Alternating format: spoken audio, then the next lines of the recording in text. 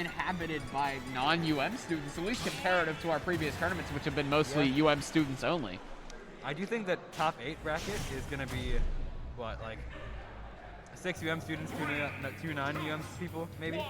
Maybe I'm wrong about that. But perhaps, but here we go. Yeah. We are about to start losers finals, or losers semis, right? This is losers finals. This is losers finals. This is losers finals, One yes. thing to keep in mind is that Amnesty is almost assuredly a very experienced player. He's very good friends with Lotus and Mage, both of whom play Wolf. And also, South Florida famously has a lot of Wolf players. And you can see right now he's familiar with how to edge guard that. Yeah, and just right there, picks up a stock. It's already 1-0 in favor of Amnesty. He's only took 21% on that first stock, and Amnesty does not usually take stocks super quickly. And look at that, he's very familiar with it. Yeah, you can tell that he's like guarding Papi Smurf so well because he just knows the matchup. And part of it also is that I'm not sure if Smurf has ever had a chance to play against him. I don't know if he has. Links this good aren't hard to come by. No. You might think that in South Florida that they're pretty easy to come by because they're like that. But especially if he hasn't been down here that long and where he lives, he used to play online. Yeah, and playing against Link often online is also a very different game. And that makes a big difference. And you can kind of see that because you can see that Amnesty's in a much better position than Papi Smurf right now. Papi Smurf's about being breathed on away from losing another stock. Yeah, and against a player like Amnesty, getting down 3 stocks to 1 is incredibly frustrating. Yeah, because I've experienced this before against Amnesty. Is that sometimes it just even the characters that aren't supposed to feel this way, it feels like you're chasing him around, and you never want to feel that way because if he's just like dictating the pace of the game, he's like kiting you along like you're a zombie in Black. And anytime in any or esport, somebody's dictating the pace of the game, it's almost certain that they will win because dictating the pace of the game is a sure formula for winning. Though Smurf is close to taking this first stock here, and Amnesty takes the second stock. Smurf needs some kind of momentum to change to be in this game. He's probably gonna need a miracle with the way this one's going. He's gonna have to at least get some data out of this and hope that he can make a comeback in games 2 and 3 because this is not a good position for him to be in. I do wonder how they ended up starting on Town and Cities. Town is a big stage, the floor is bigger than most of them, and the platforms are gone and there's no platforms to land on. All of a sudden it's like Final Destination, and people with projectiles love Final Destination. Yeah, so I do wonder Smurf's thought process in letting this be the first stage block. I wonder if it was possible that. Oh no, they rock paper scissors for the first stage. Yeah. They did strike. They strike? Okay. Oh, maybe he didn't want to go PS2. I know that everybody in South Florida famously loves going PS2. Maybe Alex wanted to buck that trend, and perhaps he banned PS2 probably. But in favor of a stage like this one, there are no platforms in the middle, and one of the best ways to get around projectile characters is to utilize those platforms. So I wonder if he will correct that in game 2. It's very possible, but at this moment in time, it looks like this is almost like right here. We're almost getting into this like Kalos Pokemon League kind of layout right now with the way it's set up.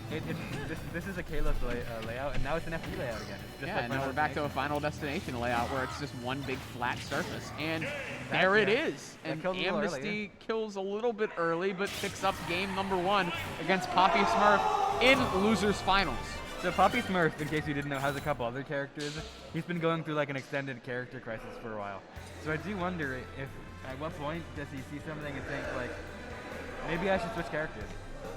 But I would expect he might pull out the Sora. He's been playing a lot of Sora lately. Other characters, I know he has a Peach that he's been playing a bit of lately. I don't think they like Peach against Link because Peach tends to struggle with projectile characters. But I would not be surprised to see a Sora come out if he's down 2-0 or even after this game. And one of the things that the counter pick advantage gives you is that if you have the counter pick advantage, then you can make a stage selection while your opponent doesn't know what character you're picking. So your opponent might pick a stage that's good for your character. So we need to see if Smurf's planning something like that. I don't know what stage Sora likes best. I know Sora can camp under the stage on Smashville. I don't think Alex has the has the cojones to camp under the stage for the whole game. But we just saw a PS2 pick. So we're going to Pokemon Stadium 2. Yeah, I think he doesn't want to go back to town. I'm guessing Amnesty No, I wouldn't want to go back to town after that. Yeah. Would you? No. I wouldn't. mean, you saw it didn't work out super great for him. No. I'm guessing Amnesty didn't ban town, but he was left with like a couple choices, and PS2 is probably the most favorable of them. Yeah. And one thing is that Wolf doesn't get all that much from platform combos. Stages like Battlefield and River that you might normally want to pick against Link because they're small, Wolf gameplay doesn't like all that much. He likes those long ground crawling combos. You can see it like the way that it's down throw.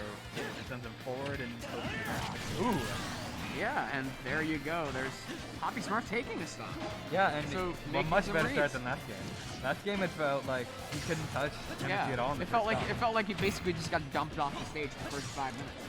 Yeah, and this game not is almost like the opposite. That's a bit of a misnomer considering how long the games go. But Smurf is a couple hits away from being up 2 stocks to 1. With 3 stocks to 1. But we saw it in the last set. Yeah. But Amnesty knows how to make it happen, and he knows how to not panic in these situations.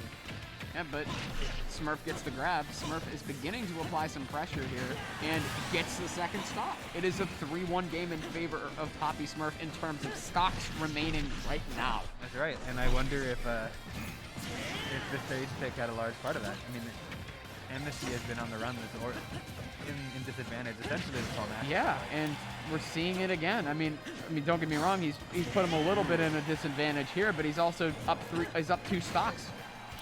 One of the scariest things about playing against him is that bomb ledge trapping.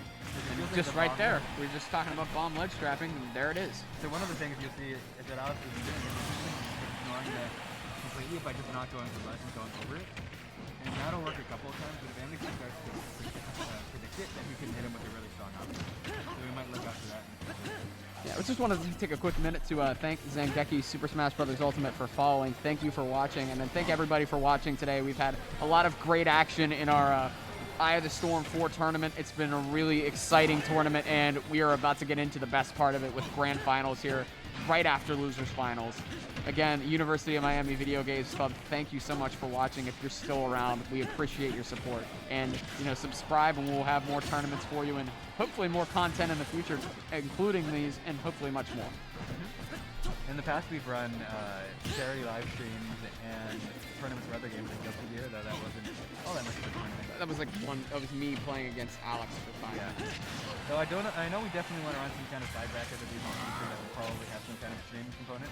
Ooh, Alex. Yeah. I mean, Papi Smurf did not look ready to get hit by. No, that looked a little bit like just.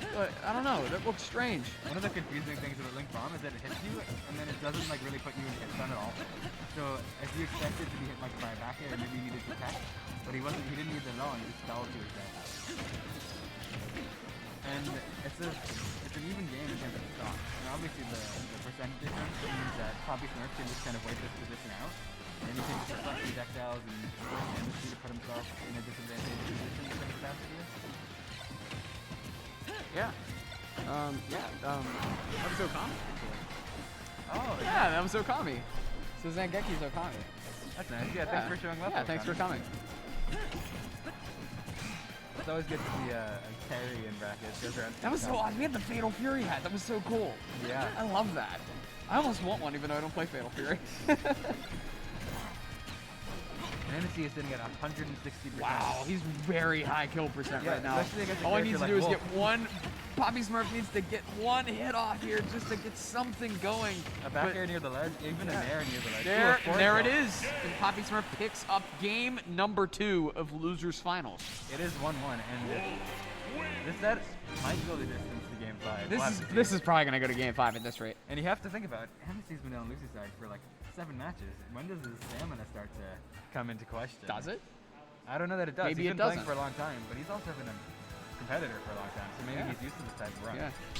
Just like clawing your way through losers bracket. It's just the smash feel upon your first look you might think is favorable for Papi Smurf because it's a small stage and that he can kind of chase down Amnesty more easily.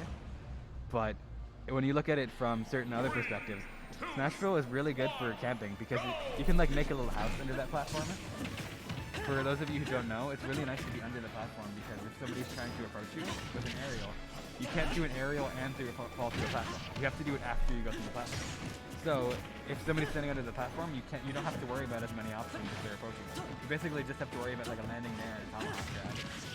So it makes it essentially an advantageous position for you even in neutral if you're under that platform. That's why like characters like Pac-Man, like me, I'll just make a little room under the platform and just camp down there. yeah. I haven't seen much of that so far. This game has been played a lot at the ledge, though.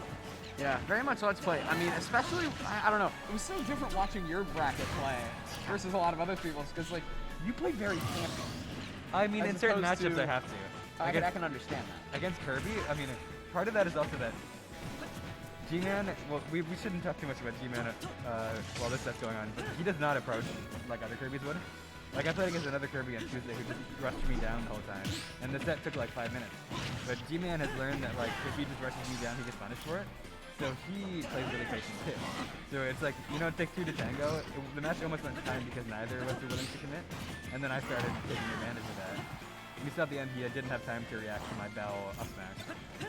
Yeah, that's pretty much what I saw. I mean, it's just really interesting to see how, like, just generally speaking, as you watch the tournament, you can see the different metas kind of like overlapping and the different matchups overlapping in really interesting ways. And you can see, like, you see really interesting matchups that you don't necessarily get to see. And you get a lot of it at UM, especially because where else are you going to see a decently high-level Pac-Man, the Brawler, and Kirby?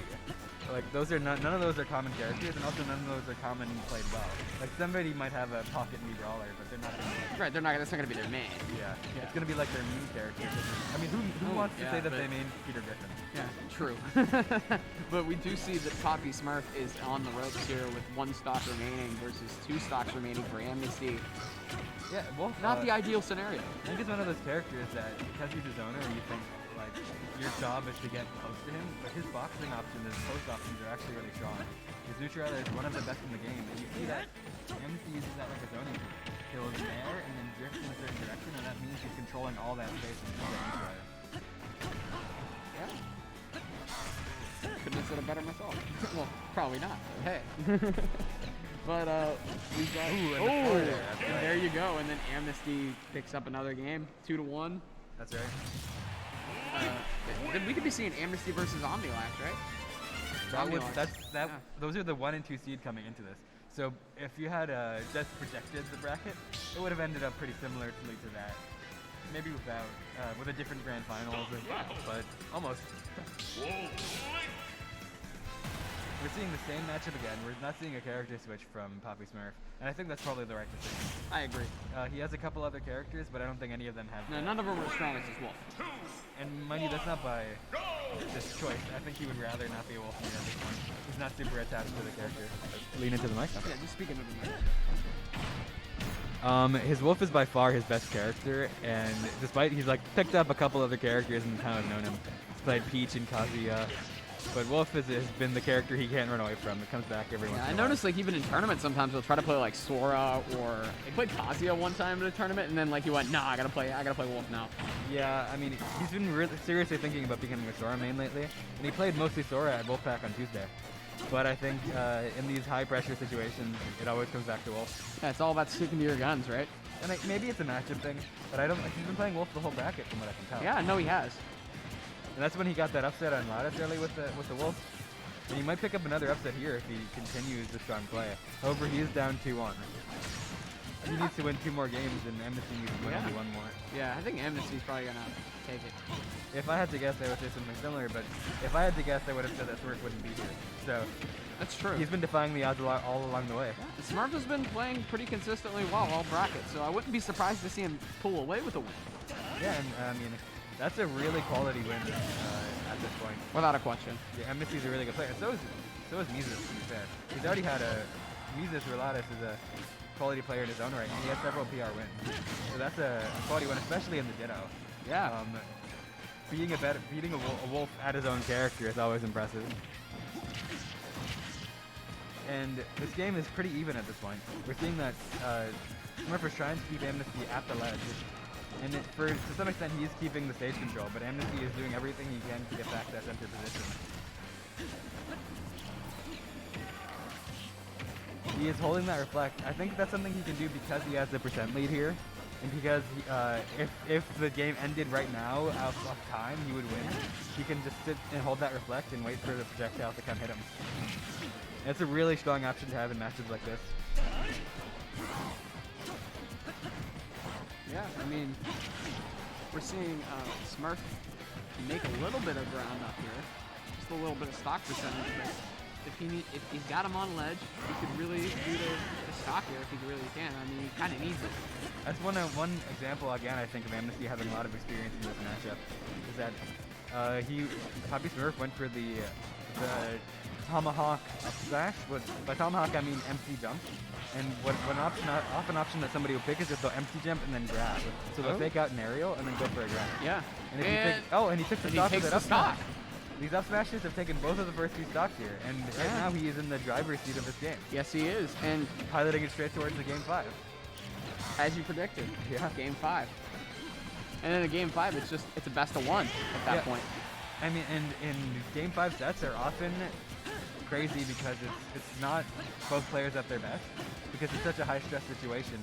Everybody's hands are shaking. It's whoever plays the best bad smash. Whoever plays the best in like the stress situation where they're messing up their inputs and whatever. Yeah. So that's why it's anybody's ballgame, even if it feels like Amnesty has been kind of controlling the tempo more often, and it's been one in his favor and then one in Smurf's favor. Yeah, no, I mean it's like going to game 7 of like the NBA Finals or the Stanley Cup Finals. At that point, if it's gotten that far, it's game 7.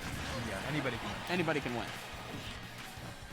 Oh, and that he expected to get hit by that arrow, I think, and as a result he didn't, and he air dodged and fell to his death.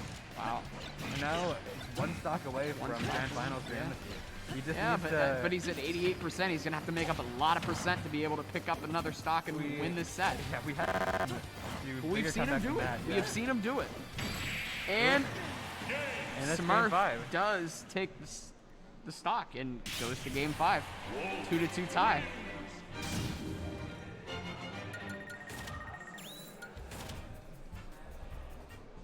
So this has been I listened in on Papi Smurf's bans, and those are very interesting because he banned Town City and Smashville and Final Destination.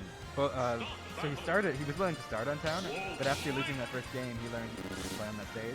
And then he went to Smashville, he lost to that stage, he doesn't want to play there again.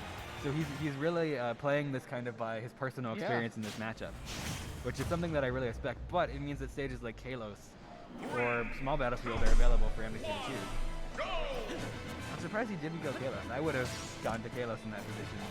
I do suppose I play Pac-Man and not Wolf, so maybe, and not Link, so maybe it's a little different. Yeah, and we're at game 5 of Losers Finals, and the winner goes to Grand Finals. Winner goes to Grand Finals, loser goes home. Papi Smurf, Amnesty, 2 games apiece.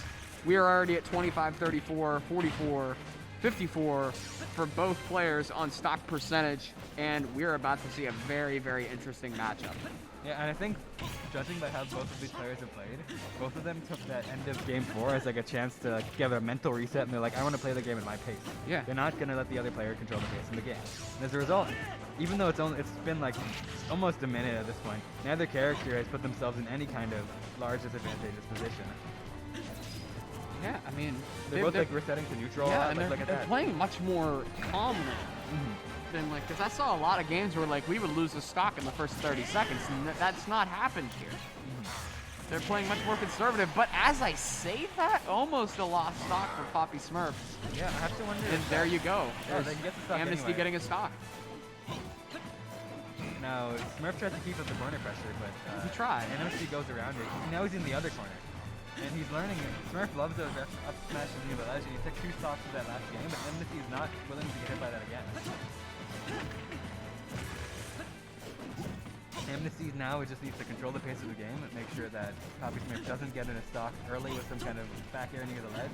And if he does, he'll get a bunch of extra credit on the stock. Yeah. And look at that Nair coming out again. It's like his safety valve. Smurf needs to close the gap quickly and get this stock before he lets him get too much extra credit here. Is that a term? Is that actually a term, extra credit? I say that a lot. I don't know if I've heard anybody else say that, but I like to say I like it, though. Yeah. I mean, he messes up the bomb recovery. And he picks up the stock, and it's pretty much a so, tie game. So, Link players love to pull themselves up with the bomb to send themselves back on stage, and Amnesty just messed that up that game. And that's something he does a lot. He plays Link, so it's very rare to see a player of his caliber mess up their stock. But I mean, you don't get many chances like that. So Papi Smurf has to see if he can use that and take it all the way to the bank and close out this game 5. All right. He has Amnesty on the ledge. You have to wonder about his ledge trapping mid-range because he's not going to go for that up smash at this point. does keep Amnesty in disadvantage. And he's in disadvantage for like 20 seconds. And Yeah. he's taking 100%, he's losing. And he's, yeah. I mean, we just saw him go from having a nice little slight advantage to now being slightly on the ropes. He's closing the gap, admittedly, but this is anybody goes. Anything goes here. These Game players 5. are both playing very strongly, and they're not letting like any.